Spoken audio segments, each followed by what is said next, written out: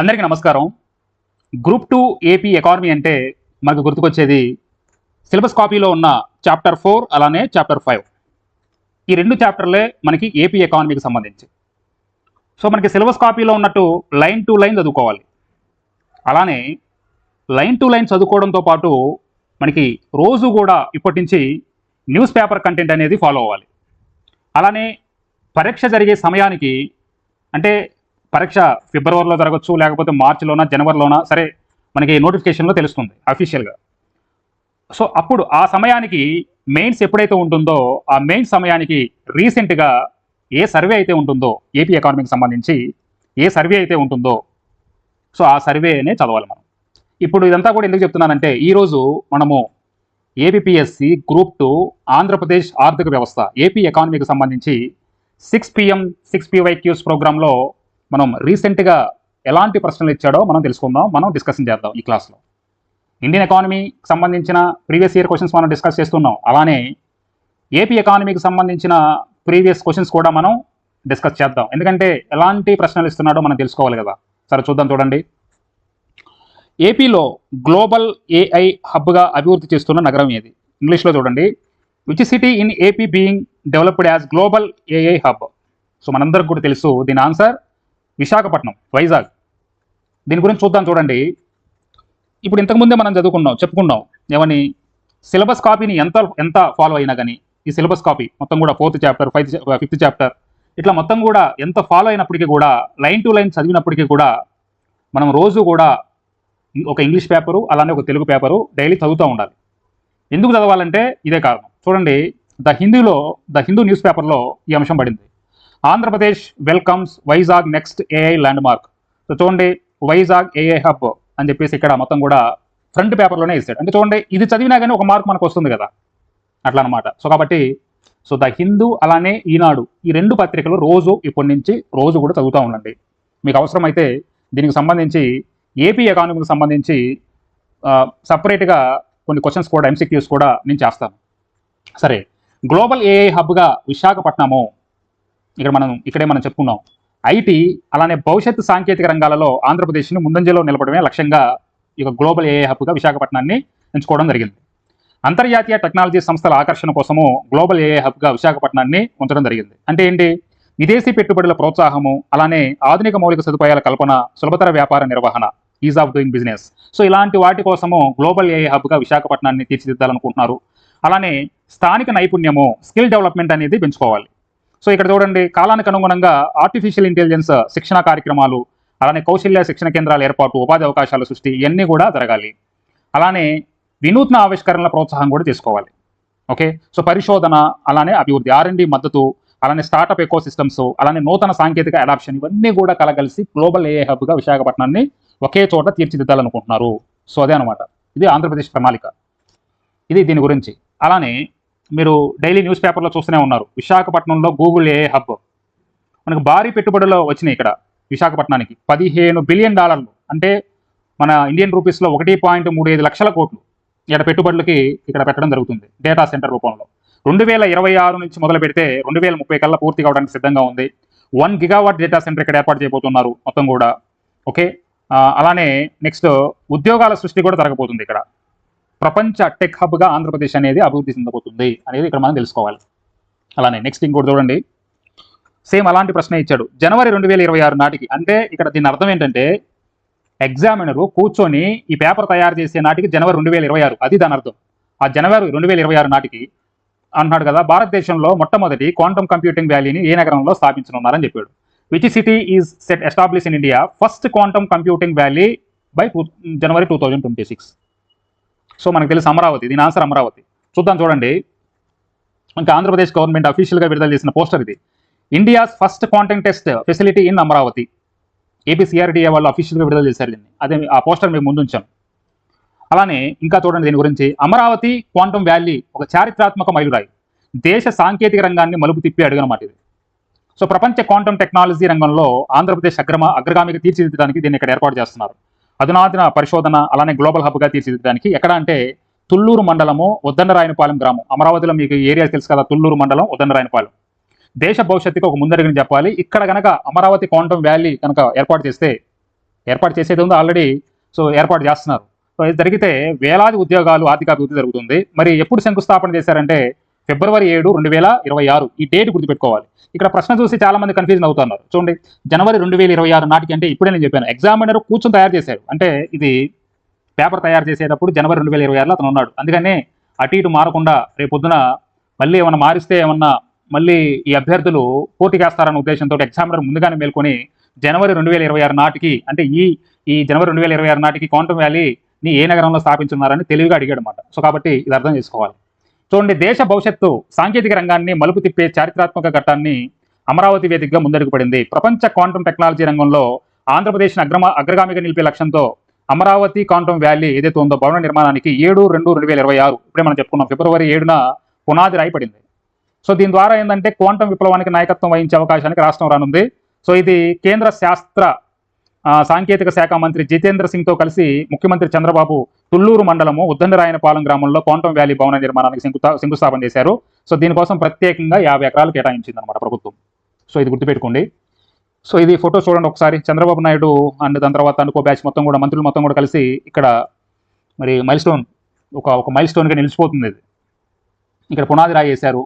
ఇక్కడ ప్రపంచ క్వాంటమ్ టెక్నాలజీకి ఇక్కడ ఒక అగ్రగామిగా నిలబెట్టాలనే ఉద్దేశంతో ఇక్కడ చూడండి, ఇక్కడ దిగిన ఫోటోలు మేము ముందు ఉంచాను. ఇది గుర్తుండిపోవాలి మీకు. నెక్స్ట్ ఈ ప్రశ్న చూడండి ఒకసారి, ఆంధ్రప్రదేశ్లో వ్యవసాయానికి ప్రధాన నీటి వనరు ఇది. ఇలాంటి ప్రశ్నలు మనకి ఎక్కడి నుంచి వస్తాయంటే సర్వే నుంచి వస్తాయి. ఎగ్జామినరు ఈ పేపర్ తయారు చేసే నాటికి తను అనుకున్నది ఏంటంటే కాలువలు, అనుకున్నది ఏంటంటే సర్వే చూసి రాశాడు కాలువలు. కానీ ఇప్పుడున్న పరిస్థితుల్లో ఇప్పుడు మన దగ్గర ఇప్పుడున్న లేటెస్ట్ సర్వేలో కాలువలు కాదు బావులని తేలింది. బావులే ఇప్పుడు నేను చూసి మొత్తం కూడా ఓకే ఇతను కాలువలు అని చెప్పాడు, యాక్చువల్గా బావులు. చూడండి ఒకసారి. మనకి మొత్తం 2009 నుంచి 2024 వరకు చూడండి, 2023-24 ఇక్కడ ఈ సంవత్సరం నాటికి కెనాల్స్, ట్యాంక్స్, వెల్స్, అదర్స్ అలానే టోటల్గా ఇక్కడ ఉంది. చూడండి, కెనాల్స్ ఎంత, ఇక్కడ కెనాల్స్ అంటే కాలువలు 13.24 లక్షల హెక్టార్లు. ఆ లక్షల హెక్టార్కి నీరు అందుతుంది. అంటే కాలువల ద్వారా, ఓన్లీ కెనాల్స్ ద్వారా ఆంధ్రప్రదేశ్లో 13.24 లక్షల హెక్టార్స్కి ఇరిగేషన్ అంటే మరి ఇక్కడ నీటిపారుదల చేస్తున్నారు. అలానే వెల్స్ అంటే బావుల ద్వారా 15.68 లక్షల హెక్టార్లకి ఇరిగేషన్ అక్కడ మొత్తం కూడా పంటలకి నీరు అందిస్తున్నారు. సో కాబట్టి రెండిట్లో ఏది ఎక్కువ, వెల్స్, బావులే కదా. సో కాబట్టి బావులు చూడండి. అందుకనే రీసెంట్గా ఎగ్జామ్కి దగ్గరలో ఏదైతే సర్వే ఉందో, ఆంధ్రప్రదేశ్ సర్వే ఉందో అది చదువుకోవాలి. సరే, ఇప్పుడు ఆంధ్రప్రదేశ్ సర్వే ఇప్పుడు ఏది ఉన్నప్పటికీ కూడా రేపొద్దున అక్టోబర్లోనో, నవంబర్లోనో, డిసెంబర్లోనో ఒకవేళ మారితే రీసెంట్గా అదే చదువుకోవాలి. ఓకే, సరే. నెక్స్ట్ ఒక ప్రశ్న చూద్దాం. చూడండి, స్వర్ణాంధ్ర 2047. అసలు ఈ స్వర్ణాంధ్ర 2047 విజన్ ఏదైతే ఉందో ఇది లేకుండా, ఈ ప్రశ్న లేకుండా, దీని గురించి లేకుండా పేపర్ ఉండదు, అంత ఇంపార్టెంట్. సో 2047 సంవత్సరం నాటికి ఆంధ్రప్రదేశ్కు నిర్దేశించిన ప్రధాన ఆర్థిక లక్ష్యం ఏంటి అంటున్నాడు. సో ఆన్సర్ మనకి 308 లక్షల కోట్ల ఆర్థిక వ్యవస్థ. చూడండి, తెలివిగా డాలర్స్లో ఇవ్వకుండా మన ఇండియన్ రూపీస్లో అడిగాడు. చాలామంది అక్కడున్న ఏదైతే ఉందో బట్టి పెట్టుకుని వెళ్ళిపోతారు. 308 లక్షల కోట్ల ఆర్థిక వ్యవస్థ అంటే చాలా మందికి తెలియదు, అందుకని తెలివిగా ఇక్కడ అడిగాడు. చూడండి, ఇక్కడ దీని గురించి మనం చూద్దాం. ఇంకో ప్రశ్న కూడా అడిగాడు, స్వర్ణాంధ్ర విజన్ 2047 లక్ష్యాలను సాధించడంలో సహాయపడడానికి ఎన్ని సూత్రాలు లేదా ఎన్ని మార్గదర్శక సూత్రాలు ప్రతిపాదించబడ్డాయి? మొత్తం కూడా 10. ఆ 10 కూడా చూద్దాం ఒకసారి. ఇక్కడ స్వర్ణాంధ్ర విజన్ 2047 గురించి మనం తెలుసుకుందాం. చూడండి, స్వర్ణాంధ్ర విజన్ 2047 అనేది ఆంధ్రప్రదేశ్ రాష్ట్ర ప్రభుత్వం రూపొందించిన ప్రతిష్టాత్మకమైన దార్శనిక పత్రం. ఇది 2047 నాటికి రాష్ట్ర సమగ్ర అభివృద్ధిని, ప్రజల జీవన ప్రమాణాల పెంపుడు లక్ష్యంగా పెట్టుకుంది. స్వర్ణాంధ్ర విజన్ లక్ష్యాలు, మెయిన్ టార్గెట్స్ చూడండి ఒకసారి. ఆర్థిక వృద్ధి 2047 నాటికి ఇప్పుడే మనం చెప్పుకున్నాము, రాష్ట్రాన్ని 308 లక్షల కోట్లు ఆర్థిక వ్యవస్థగా తీర్చిదిద్దాలి. ఇది చాలామంది తెలియదు. ఇది చాలామంది ఇక్కడ ఆ పత్రంలో ఏముంటుందంటే $2.4 ట్రిలియన్ అని ఉంటుంది. అది మాత్రమే చదువుకుని వెళ్తారు, కానీ ఇండియన్ రూపీస్లో చదువుకోరు. అందుకని చూడండి, 308 లక్షల కోట్లు గుర్తుపెట్టుకోవాలి. ఒకవేళ ఇది అదకపోతే $2.4 ట్రిలియన్ ఆర్థిక వ్యవస్థగా తీర్చిదిద్దాలి. అలానే తలసరి ఆదాయం ఒక్కొక్కల ఆదాయం, రాష్ట్ర ప్రజల వార్షిక తలసరి ఆదాయాన్ని ఒక సంవత్సరానికి మొత్తం కూడా 55 లక్షలు మనం సంపాదించాలి ఒక వ్యక్తి. అలానే వార్షిక వృద్ధి రేటు ప్రతి సంవత్సరం సగటున 15% కంటే ఎక్కువ వృద్ధి రేటు సాధించాలి. ఇది పోయినసారి మీకు పరీక్ష కంటే ముందు, గ్రూప్ 2 మెయిన్స్ కంటే ముందు చాలాసార్లు చెప్పాను. అదే ఎగ్జామ్లో కూడా అడిగాడు 15% కంటే ఎక్కువ వృద్ధి రేటును సాధించాలి. చాలా చాలా ఇంపార్టెంట్ అండి ఇది 15% అనేది గుర్తుపెట్టుకోండి. స్వర్ణాంధ్ర విజన్ 2047కు సంబంధించి మనకి 10 సూత్రాలు ఉంటాయి. ఆ 10 సూత్రాలు గుర్తుపెట్టుకోవాలి. ఒకటి పేదరిక నిర్మూలన. 10 సూత్రాలన్నా ఒకటే, 10 మిషన్లన్నా ఒకటే, గుర్తుపెట్టుకోండి. పేదరిక నిర్మూలన, జీరో పావర్టీ అంటే పేదరికాన్ని పూర్తిగా తొలగించాలి. అలానే రెండవది మానవ వనరుల అభివృద్ధి, హ్యూమన్ రిసోర్స్ డెవలప్మెంట్, జనాభా నిర్వహణ, ప్రజల నైపుణ్యాలను పెంచాలి. జనాభా పెంచాలనుకుంటున్నాం మనం. ఆంధ్రప్రదేశ్ ముఖ్యమంత్రి చంద్రబాబు నాయుడు కూడా ఏం చెప్తున్నాడంటే మీరు ముగ్గురిని నెలకొని కనండి అని చెప్పేసి అంటున్నాడు. జనాభా నిర్వహణ, అలానే ప్రజల నైపుణ్యాలను పెంచాలి. అలానే నైపుణ్యము, ఉపాధి, స్కిల్లింగ్, ఎంప్లాయ్మెంట్, యువతకి నైపుణ్య శిక్షణ, అలానే ఉద్యోగ అవకాశాలు కల్పించాలి. అలానే నీటి భద్రత, రాష్ట్రమంతటా తాగునీరు, సాగునీటి లభ్యతని నిర్ధారించాలి. అలానే రైతు అగ్రిటెక్ అంటే ఫార్మర్ అగ్రిటెక్, వ్యవసాయ రంగంలో ఆధునిక సాంకేతికను ఉపయోగించాలి. డ్రోన్స్ ఉపయోగించాలి, ఇట్లాంటి ఉపయోగించాలి.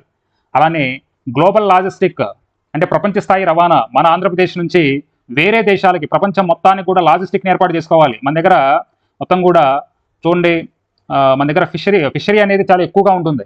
సో కాబట్టి మత్స్య సంపద అనేది లాజిస్టిక్లో చాలా వెళ్తుంది. అట్లానే ఖనిజాలు కానీ ఇట్లాంటివన్నీ కూడా మరి ప్రపంచ దేశాలకి ఇంపోర్ట్స్ అండ్ ఎక్స్పోర్ట్స్ విషయంలో లాజిస్టిక్ సదుపాయాన్ని కల్పించాలి కదా. అలానే ఇంధన వ్యయాల నియంత్రణ, తక్కువ ధరలో ఇంధనాన్ని అందించాలి, ఇంధన వ్యయాలను తగ్గించడం. అలానే ఉత్పత్తుల నాణ్యత, రాష్ట్రంలో తయారయ్యే ఉత్పత్తులు ప్రపంచ స్థాయిలో నాణ్యత అనేది ఎక్కువగా ఉండాలి. అలానే స్వచ్ఛాంధ్ర, రాష్ట్రాన్ని పరిశుభ్రంగా ఉంచాలి. దీనికోసం ప్రత్యేకంగా చేస్తున్నారు కదా. ఇక్కడ చేయండి, స్వచ్ఛాంధ్ర కోసము మన రాష్ట్రంలో 2వ శనివారం 3వ శనివారం చేస్తున్నారా? ఒకసారి కింద కామెంట్ చేయండి. ఒకసారి ప్రత్యేక కార్యక్రమాన్ని నెలలో ఏ రోజున చేస్తున్నారు కింద కామెంట్ చేయండి. అలానే డీప్ టెక్, జీవితంలో అన్ని రంగాల్లో అత్యాధునిక సాంకేతికను ఉపయోగించాలి. ఈ 10 కూడా గుర్తుపెట్టుకోవాలి. ఇవి మనల్ని జతపరుస్తామని అడుగుతూ ఉంటాడు. అలానే ఏది ఉందో ఏది లేదో అడుగుతూ ఉంటాడు. ఓకే, ఇది. అలానే కంపల్సరీగా మనకి ఇక్కడ ఒక స్కీమ్ గురించి అయితే కంపల్సరీగా అడుగుతాడు. కనీసం ఇంకా 2-3 అడిగితే ఓకే. తల్లికి వందనం గురించి అడిగాడు ఇక్కడ. దీని యొక్క ఉద్దేశము పాఠశాల ఖర్చుల భారాన్ని తగ్గించడం ద్వారా ఏ అంశాన్ని మెరుగుపరచాలి? ఇక్కడ స్థూల చేరిక నిష్పత్తి, ద గ్రాస్ ఎన్రోల్మెంట్ రేషియో అనేది పెంచాలి. చూడండి, ఇక్కడ సూపర్ 6 అనేది కంపల్సరీగా సూపర్ 6 పథకాలు ఏవైతే ఉన్నాయో వాటిని మనం నేర్చుకోవాలి ఏపీ ఎకానమీలో భాగంగా. చూడండి, సూపర్ 6 ఏమేమి ఉన్నాయి? ఫస్ట్ 20 లక్షల ఉపాధి అవకాశాలు కల్పించాలి, లేదా నెలకి 3,000 నిరుద్యోగ భృతి అందించాలి. అలానే రెండవది స్కూల్కి వెళ్ళే ప్రతి విద్యార్థికి ఏడాదికి 15,000 అందించాలి. సో దాని గురించే బిట్టుబడింది ఇక్కడ తల్లికి వందనం పథకము. అలానే నెక్స్ట్ ప్రతి రైతుకి ఏటా 20,000 రూపాయల ఆర్థిక సహాయం అందించాలి. అలానే ప్రతి ఇంటికి ఉచితంగా ఏడాదికి 3 గ్యాస్ సిలిండర్లు అందించాలి. ప్రతి మహిళకి నెలకి 1,500 ఇవ్వాలి. మహిళలకు ఉచిత బస్సు ప్రయాణం అందించాలి. ఇవన్నీ కూడా సూపర్ 6 కదా. ఇప్పుడు మనల్ని దేని గురించి అడిగాడు? తల్లికి వందనం. ఇది ఆంధ్రప్రదేశ్ ప్రభుత్వము పాఠశాల విద్యను ప్రోత్సహించడానికి ప్రవేశపెట్టిన ముఖ్యమైన పథకము. దీని కింద బడికి వెళ్లే పిల్లల తల్లుల ఖాతాలో ఆర్థిక సహాయం జమ చేయబడుతుంది. అలానే ఇప్పుడే మనం చెప్పుకున్నాము 15,000 ఎంతమంది ఉంటే అంతమందికి 15,000 వేస్తున్నారు. అలానే స్థూల చేరిక నిష్పత్తి, గ్రాస్ ఎన్రోల్మెంట్ రేషియో, చూడండి, ఇది మెరుగుదల కోసమే దీన్ని దీన్ని చేస్తున్నారు. యాక్చువల్గా ఇది తల్లికి వందనం. ప్రభుత్వం అందించే ఈ ఆర్థిక సహాయం వల్ల పేదరిక కారణంగా పిల్లలు ఎవ్వరు కూడా బడికి దూరంగా ఉండడానికి ఇష్టపడకూడదు, బడికి దూరంగా ఉండకూడదు. పిల్లల్ని బడిలో మాన్పించే పరిస్థితి తప్పుతుంది. ఎందుకంటే 15,000 వస్తున్నప్పుడు ఒక 4 ఉన్నారు 60,000 వస్తాయి, 3 ఉన్నారు 45,000 వస్తాయి. అంతే కదా. స్కూల్కి వెళ్ళే ప్రతి విద్యార్థికి ఏడాదికి 15,000 అందుతుంది.